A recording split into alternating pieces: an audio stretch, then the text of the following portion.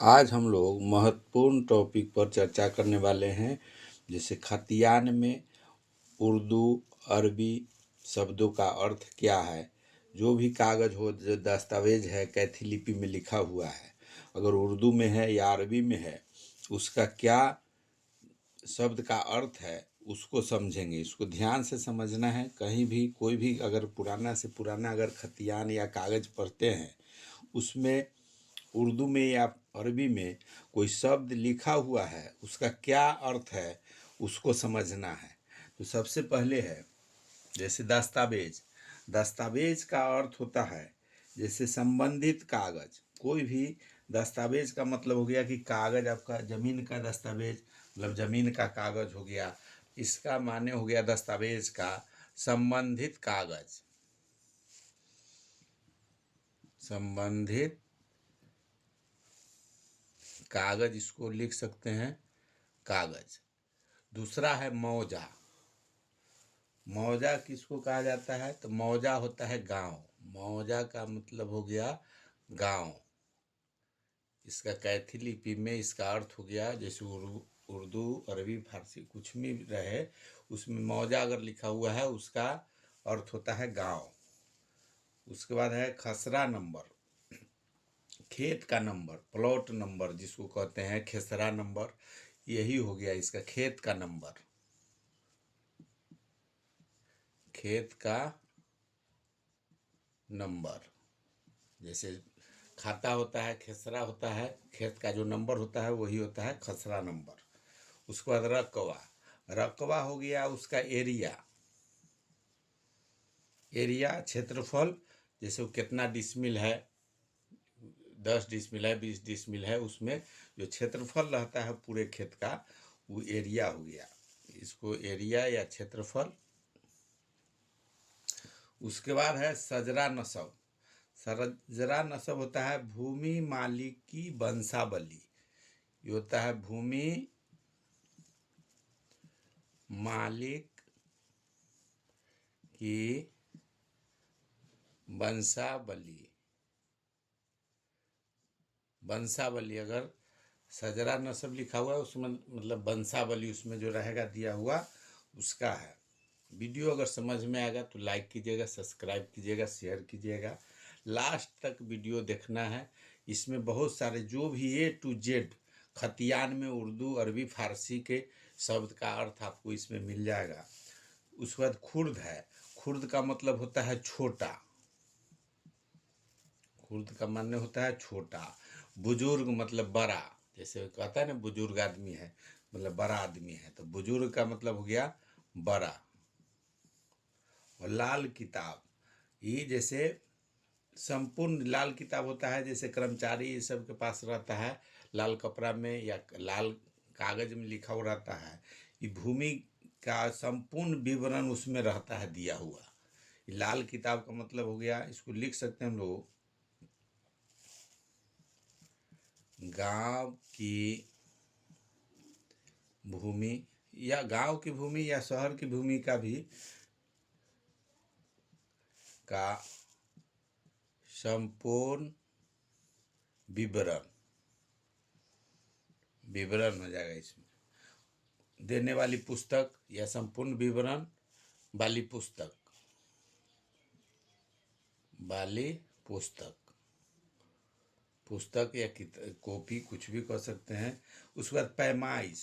पैमाइश का हो गया भूमि का, जैसे नापने का, जैसे नाप जो जो करते हैं, पैमाइश मतलब नाप हुआ भूमि का।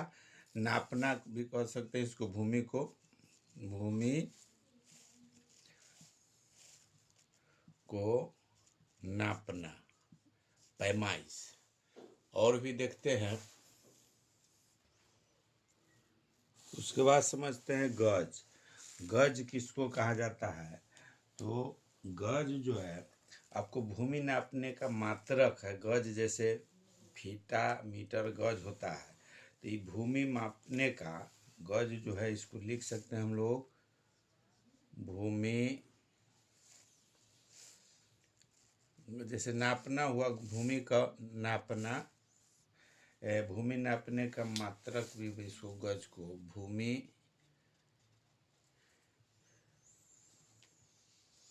जैसे फीट मीटर जो होता है भूमि नापने का मात्रक। फीट हुआ, गज हुआ, इसमें गज में भूमि मापने का मात्रक। अब अड्डा किसको कहा जाता है? तो जरीब की जांच करने के लिए जमीन पर बनाया गया माप। जैसे जरीब की जांच करने के लिए इसका हो जाएगा जरीब की जांच करने के लिए जमीन पर बनाया गया माप। जमीन पर, जैसे जमीन नापी के समय जरीब से जो नापते हैं, चिन्ह करते हैं, उसके लिए है अड्डा। उसके बाद है जरीब। जरीब होता है वही, जैसे जमीन नापने में सिक्कर चयन का, सिक्कर जो बना हुआ रहता है, कितने सिक्कर का, कितने चयन का बना हुआ रहता है, वो जरीब रहता है। 100 जरीब होता है, एक 100 कड़ी होता है, कड़ी मिलाकर जरीब बनता है। 100 कड़ी का एक जरीब होता है। इसको लिख सकते हैं भूमि मापने का, इसको लिख सकते हैं भूमि मापने का यंत्र, या भूमि मापने की लोहे की जंजीर। भूमि मापने की लोहे की जंजीर, इसको लिख सकते हैं चाहे जमीन नापने की या भूमि मापने की। भूमि मापने की लोहे की जंजीर। उसके बाद गट्टा का हो गया। गट्टा हो गया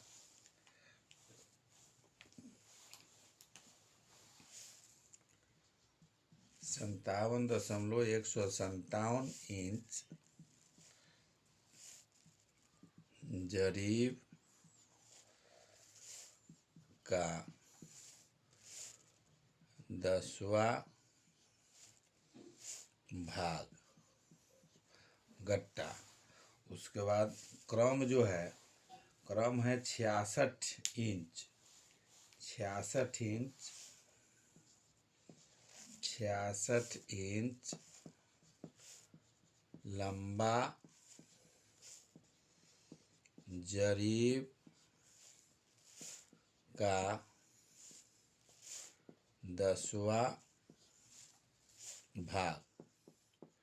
जरीब जो होता है उसमें 10-10 कड़ी पर क्रम जैसे बना हुआ रहता है, पीतल का रहता है, वही 10वां भाग है, 66 इंच का होता है। उसके बाद क्रॉस। क्रॉस किसको कहा जाता है?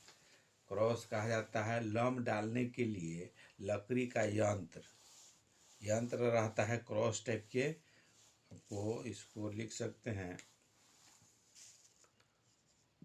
लम्ब डालने के लिए लकड़ी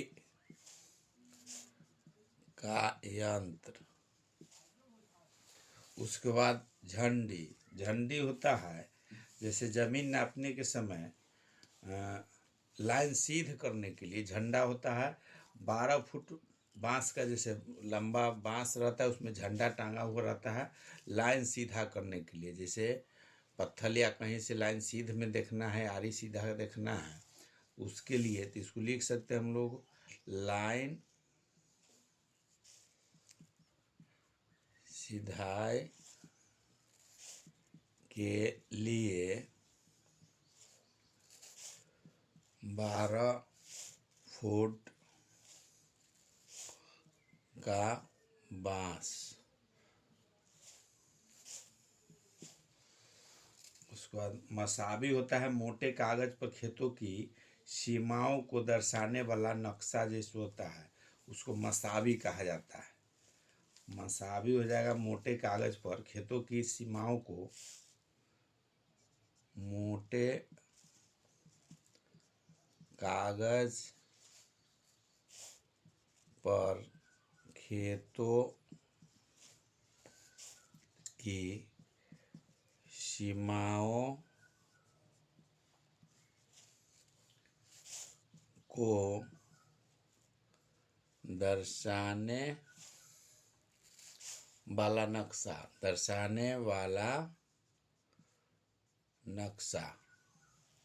उसके बाद फ्रेस, फ्रेस होता है दूर से झंडी देखने के लिए बांस पर बांधा तिकोना कपड़ा जो होता है उसको फ्रेस कहा जाता है। जैसे बांस जो बांधा रहता है, सिधाई नापने के लिए 12 फुट का बांस होगा और उसमें जो झंडा रहता है उसको फ्रेस कहा जाता है। दूर से देखने के लिए बांस पर बांधा हुआ तिकोना टाइप के झंडा, लाल टाइप के या किसी टाइप के कलर में लगा सकते हैं। दूर से झंडी देखने के लिए बांस पर बांधा तिकोना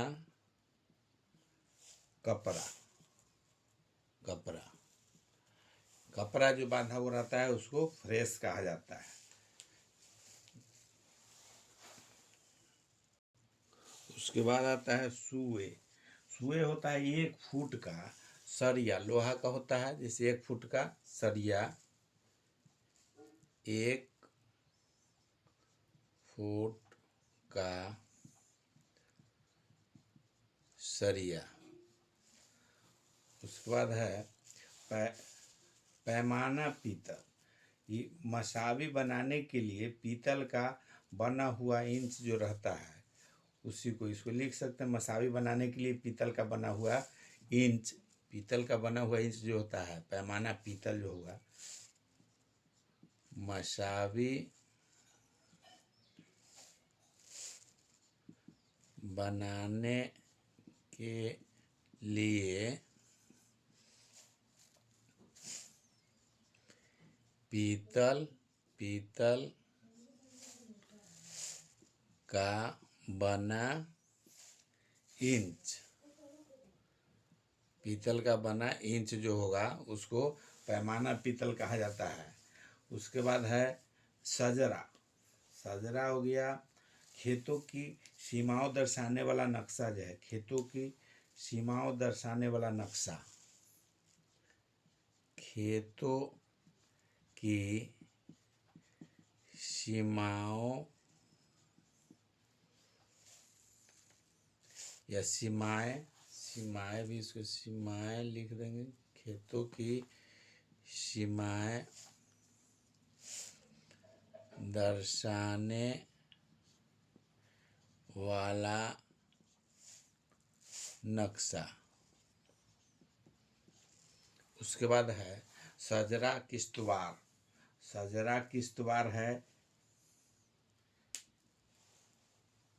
उटेलिंग कपड़ा या पेपर पर बना खेत का नक्शा। पेपर पर ना खेत का जो नक्शा होता है उसको, नक्शा को कहा जाता है सजरा किश्तवाड़।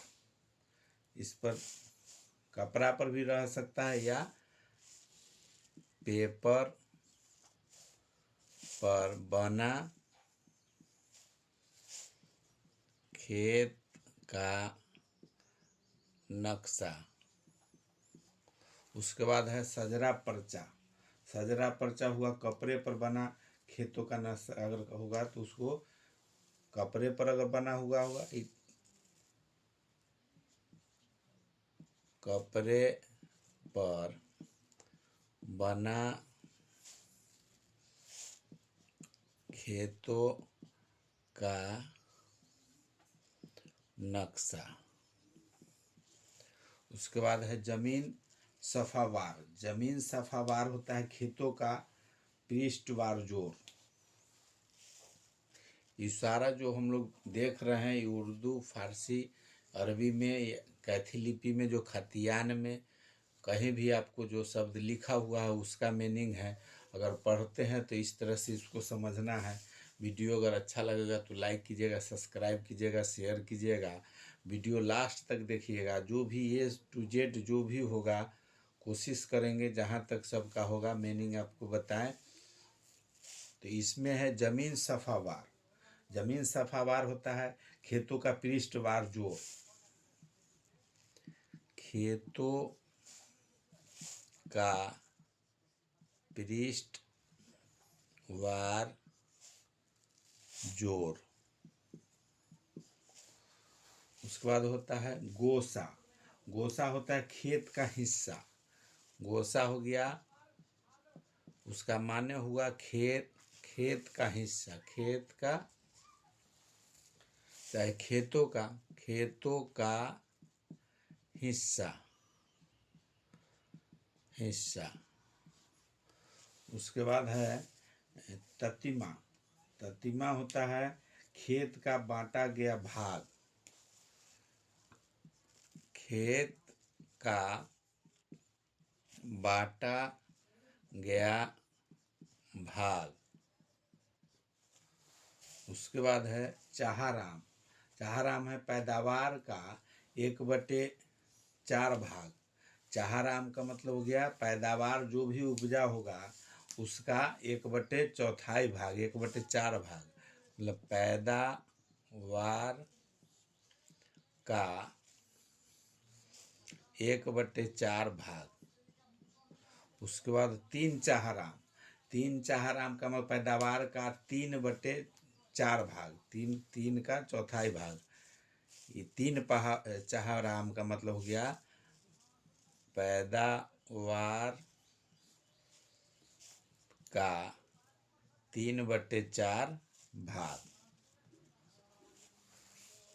और देखते हैं इसमें, और इसमें है मुद्रजा। ये सब जो भी है खतियान में, उर्दू, अरबी इत्यादि में जो भी भाषा में है, कैथी लिपि में, ये आपको जब भी पुराना से पुराना कागज़ अगर पढ़ते हैं या खतियान पढ़ते हैं उसमें समझ में आने वाला है जो लिखा हुआ है। ऐसे अभी लगता होगा जिसमें क्या है फर्क, लेकिन वो आपको इसमें मुद्रजा, मुद्रजा मतलब क्या है इसको समझने के लिए तो इसमें लिखा हुआ रहता है पूर्व लिखित या उपरोक्त। इसका माने हुआ, जैसे खतियान में उर्दू अरबी शब्दों में इसका क्या अर्थ है उसको हम लोग देख रहे हैं। पुराना से पुराना कागज़ अगर पढ़िएगा तो इस तरफ से लिखा हुआ रहेगा तो समझ में नहीं आएगा, उसको समझने के लिए उसको देख रहे हैं। ये जो लिखा हुआ रहेगा मुद्रजा, इसका मतलब पूर्व लिखित या उपरोक्त, जैसे नीचे में लिखा रहेगा मतलब उपरोक्त के विषय में। जैसे अभी हम लोग पत्र लिखते हैं उपरोक्त लिखते हैं, मतलब ऊपर जो लिखा हुआ उसके हिसाब से उसके जगह पर पहले इस तरह से मुद्रजा लिखा हुआ रहता था। पूर्व लिखित, जैसे खतियान में कुछ भी ऊपर जो लिखा हुआ है उसके विषय में लिखा जाता है, इसको लिख सकते हैं पूर्व लिखित, या इसको समझ सकते हैं इस तरह से। इसका मतलब हुआ पूर्व लिखित या उपरोक्त। पूर्व लिखित या उपरोक्त। दूसरा होता है मजकूर। मजकूर का मतलब हो गया चालू।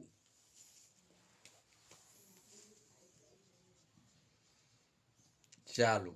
उसके बाद राहिन। राहिन का मतलब होता है गिरवी देने वाला। गिरवी देने वाला उसको राहिन कहा जाता है। लिखा हुआ रहता है राहिन, इसका मतलब है गिरवी देने वाला जो है उसके विषय में बोल रहा है, गिरवी देने वाला। उसके बाद बाया। अगर बाया लिखा हुआ है जमीन खतियान में तो उसका क्या मतलब हुआ, बाया का मतलब हुआ भूमि बेचने वाला। भूमि बेचने वाला। उसके बाद मुस्तरी। मुस्तरी को हो गया मतलब भूमि खरीदने वाला। सब मेन पॉइंट है, इसको ध्यान से समझना है। हर कागज़ में, खतियान में, पुराना में यही उर्दू, अरबी, फारसी में इसी तरह से इसका लिखा हुआ है। इसका मीनिंग यही हुआ, भूमि खरीदने वाला। उसके बाद है वाहिब। वाहिब का मतलब हुआ उपहार देने वाला, उपहार देने वाला, उपहार देने वाला। उसके बाद है उपहार लेने वाला। वाहिन का मतलब हुआ उपहार, वाहिन,